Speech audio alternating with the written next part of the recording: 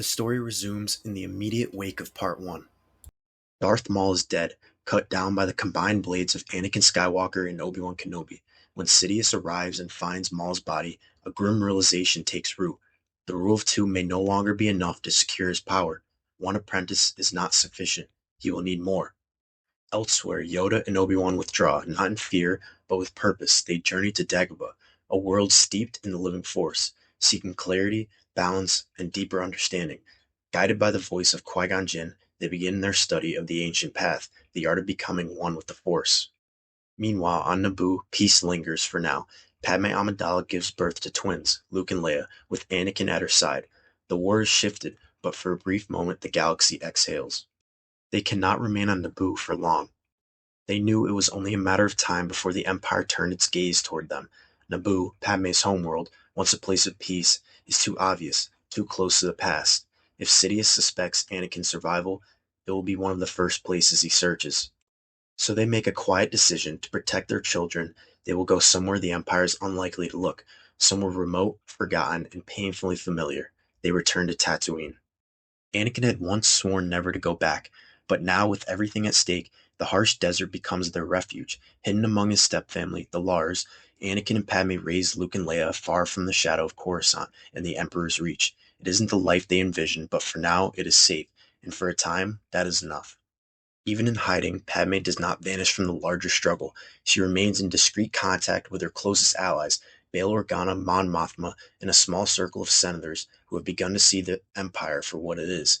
Through encrypted transmissions and trusted messengers, Padme lends her insight and resolve, while Anakin protects the children. Padme helps lay the foundation of something greater, of movement born not from armies, but from conscious and quiet defiance. The fight has only just begun. Sidious moves with purpose. Maul's fall rattles him. The failed Jedi strike proves the light still burns in hidden corners of the galaxy, and worse, the most dangerous survivors may have escaped the purge. Yoda, Obi-Wan, Anakin, whether dead or in hiding, he cannot be certain, and uncertainty is weakness, so he begins recruiting.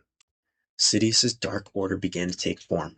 The individuals he had gathered, twisted, broken, or eager for purpose, were shaped into something new, Inquisitors, and they were trained in ancient and brutal methods, molded by Sidious's vision of power and control. Their mission was simple: seek out Force sensitives across the galaxy. Some were children, others were Jedi in hiding, but all were seen as threats, or tools. Those who resisted were hunted down and killed without mercy. Those who submitted were spared, but only to be broken and rebuilt. The Inquisitors offered them a choice: serve the Empire and embrace the dark side, or die. In this way, Sidious's reach extended, his shadows deepened, and the Force itself was turned into a weapon against those who once protected it. As the Empire tightened its grip on the galaxy, the cracks in its foundation quietly began to form. Padme, still in hiding, continued her work from the shadows. She remained closely connected to Mon Mothma, Bail Organa, and others who had once stood with her in opposition to Palpatine's emergency powers long before the fall of the Republic. Now, with the Empire's power growing unchecked, that small circle of dissent solidified into something more. The early framework of the Rebel Alliance began to take shape, not as a military force, but as a coalition of conscience. Senators, activists, and citizens alike began organizing, sharing intelligence, and preparing for the moment when resistance would no longer be optional, but necessary. At the same time, scattered efforts to protect the next generation awakened. Whispers of a secret network, the Path, spread quietly across the galaxy, founded by Jedi survivors like Quinlan Vos and supported by brave citizens. The Path shelters Force-sensitive children and hunted Jedi alike. Hidden sanctuaries, forged identities, and covert routes keep them one step ahead of Imperial reach. In its infancy, the Path becomes a lifeline and a symbol of quiet hope. Ahsoka Tano vanishes in the chaos of Order 66, though Anakin searches the galaxy's vast inner trail is cold. 2 years after the rise of the Empire, fate intervenes on the farming world of Rada. Discovered by Imperial forces while protecting a village, Ahsoka is rescued by Bail Organa, mirroring the original timeline. Taken into confidence, she learns the truth. Anakin lives, Padme lives, Yoda and Obi-Wan endure. The Jedi are not gone. Under the codename Fulcrum, Ahsoka becomes what she was meant to be. From the shadows, she coordinates cells, passes intelligence, and unites scattered pockets of resistance. She is no longer a Jedi by title, but she remains a guardian of peace by deed. Her work stitches together the rebellion's early infrastructure long before it has a fleet or even a name. The first several years of the Empire are marked by secrecy and indifference. Without Darth Vader, the galaxy is marginally less suffocating. Sidious's Inquisitors, ruthless Jedi hunters, are dangerous, but they are not Vader. They lack his raw power, his battlefield experience, his terrifying presence. Some are overconfident, others reckless. Because of this, Jedi survive at a slightly higher rate, enough for some to escape, disappear, and find the path. Several years may not seem long in the grand scope of the galaxy, but for individuals as high profile as the Skywalkers, surviving and hiding that long was nothing short of a miracle. The Empire's reach had spread like wildfire. Inquisitors swept across sectors, eliminating Force sensitives and rooting out Jedi wherever they could be found. An Imperial probe sweeps the outskirts near the Lars homestead and catches a lone figure crossing the dunes. Sunlight glints off the silhouette. Facial recognition pings archived military and Senate records. A long presumed dead name lights up the feed. Anakin Skywalker, an ambitious inquisitor assigned to the region, intercepts the footage and tells no one. This is no ordinary target. This is a legend. The hero with no fear. Eager for glory and a place at Sidious' side, he goes alone to Tatooine, certain that defeating Skywalker would elevate him beyond all others. Blinded by his arrogance, he underestimates his opponent. Anakin sensed the darkness before it ever reached the homestead, felt it boiling across the horizon. He moved quickly, meeting the Inquisitor far from the home he now knew he had to protect. The two stood alone in the desert, surrounded by dunes and silence. The Inquisitor struck first, twin blades ignited with a screech of red. He lunged with fury, spinning and slashing in a flurry of rage, but Anakin met him head on, his blue blade erupting with a snap hiss, intercepting each strike with surgical precision. Sparks flew, sand blasted upward, and the sky rang with the hum of war. But it didn't last. Anakin saw the gaps in the Inquisitor's technique, saw the overconfidence, the lack of discipline, and then he ended it. One precise cut. The Inquisitor collapsed into the sand, his lightsaber hissing out beside him. The message was clear. They have been found. Their current location will no longer be enough. Uncertain of what had been seen or if anything had already been transmitted, Anakin couldn't take the risk. He didn't know how the Inquisitor had found him or whether more would follow, but he knew one thing clearly. It was time to leave. Padme's quiet channel with Bail Organa and Mon Mothma has long included a contingency, a remote jungle moon rich in ancient Force presence, Yavin IV. The plan was distant, someday. Suddenly, it becomes now. Anakin gathers Padme, the twins, Owen, and Beru. The Lars have been family. Now they must vanish together. Before departure, Anakin sends one final encrypted transmission to Dagobah. Though rare, his contact with Yoda and Obi-Wan has been steady enough to plan for this moment. Obviously, to receive them, Yoda and Obi-Wan would periodically leave Dagobah, risking exposure to check secure relay points. Luke and Leia are of age to train. It is time. Yoda and Obi-Wan leave Dagobah to rendezvous on Yavin IV. Preparations began. The Rebel Alliance would now operate from Yavin IV, but the moon would be more than a hidden military outpost. It would be a sanctuary. The ancient Massassi temples, long abandoned, become command centers, meditation halls, training grounds, living quarters, archives. A reunion years in the making unfolds. Ahsoka, Yoda, Obi-Wan, Anakin, Padme, the twins, all under one roof for the first time since the fall of the Republic. And more will come. And with Yavin 4 as their secret base, the Jedi and the Rebellion become one. With Vader gone from the equation, a few more Jedi survive than anyone realized. Whispers of the path soon reach Yavin. The moon becomes a beacon, a refuge for any Jedi in hiding. Caution is absolute. Nothing about the planet or the Order is ever named directly.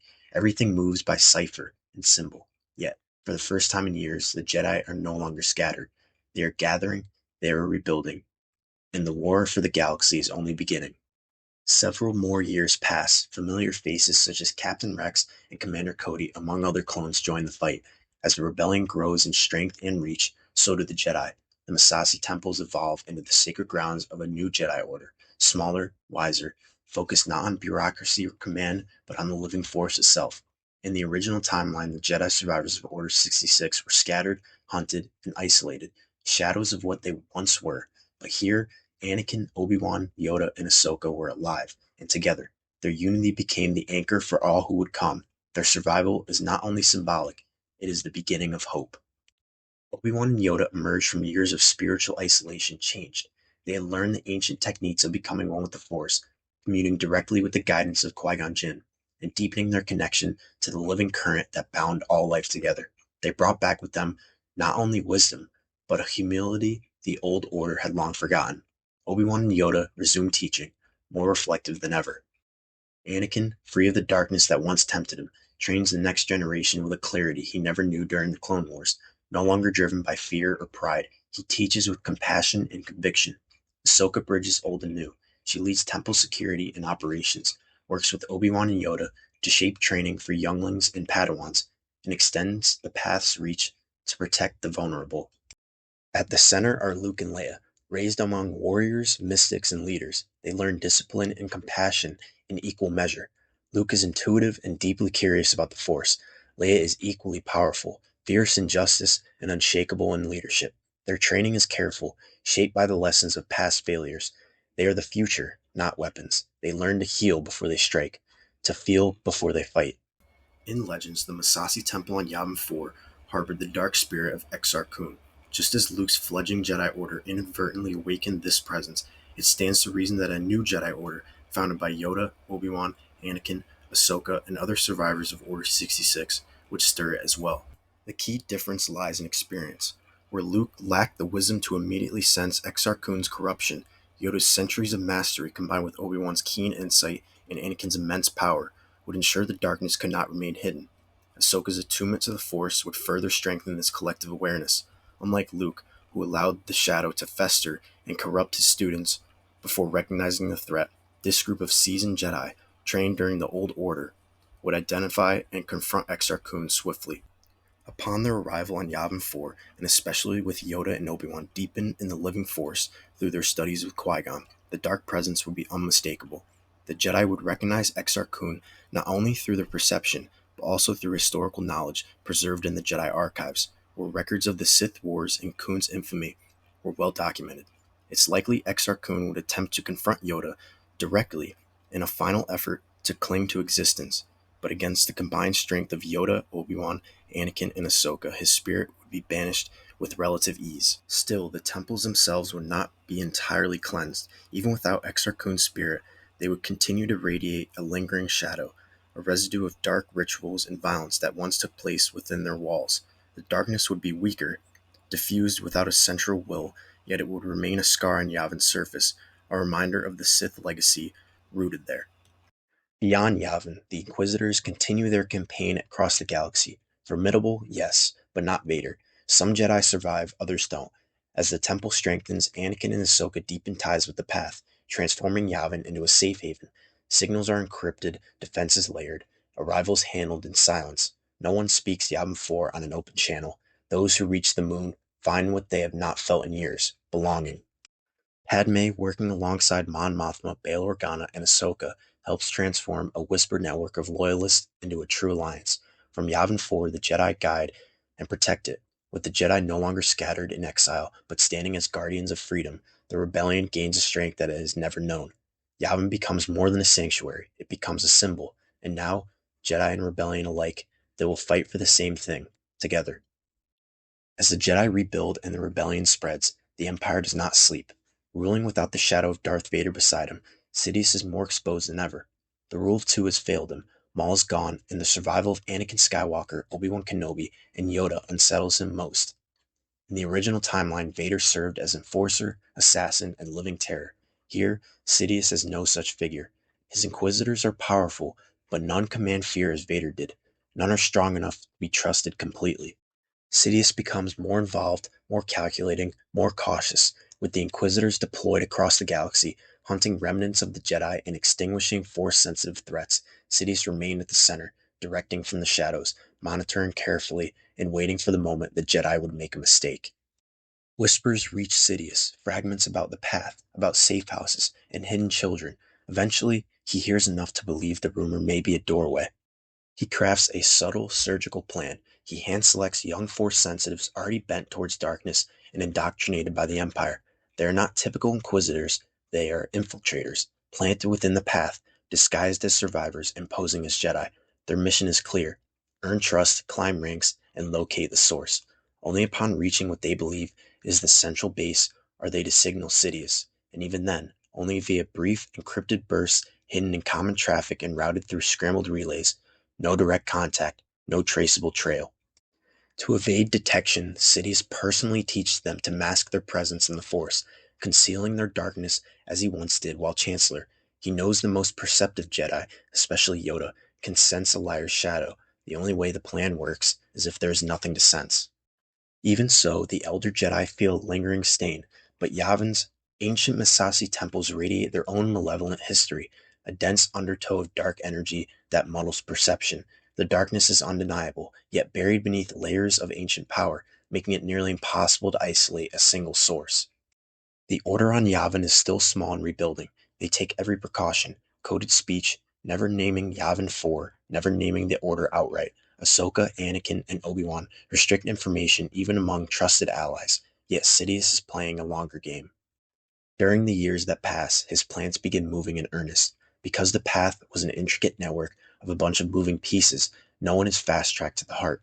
It takes several years of movement, planet to planet, safe house to safe house, before the infiltrators could finally be brought to Yavin and fold into the New Order's periphery. But eventually, these planted Jedi do get to Yavin. By the time their coded pings start to reach Sidious, a second clock hits zero. Another plan the Empire had set in motion for years. The Death Star becomes fully operational. In this timeline, the Empire does not discover Yavin by tracking the Millennium Falcon. Sidious learns its location through his embedded agents, hands-on, deliberate, exact. Meanwhile, the events of Andor and Rogue One still unfold behind the scenes. The rebellion uncovers intelligence about a superweapon through their spy in the ISB and other sources. Next from Scarif, the plans are stolen, detailing a fatal weakness built into the design of the Death Star. This puts a level of fear and urgency into the combined efforts of the new Jedi Order and the rebellion. Here's where the paths diverge. Leia Organa was not raised on Alderaan. She grows up with Padme and Anakin and embraces the Force much earlier. More Jedi than Senator. She remains politically active, but not to the same extent as in the original timeline, and she does not directly receive the plans. But in this timeline, the Path and the Rebellion are united, under the quiet guidance of Anakin, Obi-Wan, and Yoda, among the leaders of the Rebel Alliance. Jedi operatives including Anakin, Luke, Leia, and Ahsoka join the mission to safeguard the data's delivery. Imperial pursuit is not led by Vader, but by Inquisitors. Dangerous, yes, but outmatched. Where Vader came within moments of reclaiming the data file, the Inquisitors falter before these trained Jedi. They evade capture and return to Yavin with the schematics, setting the stage for what must come next. Now with the location of both the Rebel base and the reborn Jedi Order revealed, both on Yavin, as well as the news about the stolen Death Star plans, Sidious moves. He boards the Death Star, fueled by vengeance and the desire to extinguish rebellion and Jedi in a single crushing stroke. He sets a direct course for Yavin.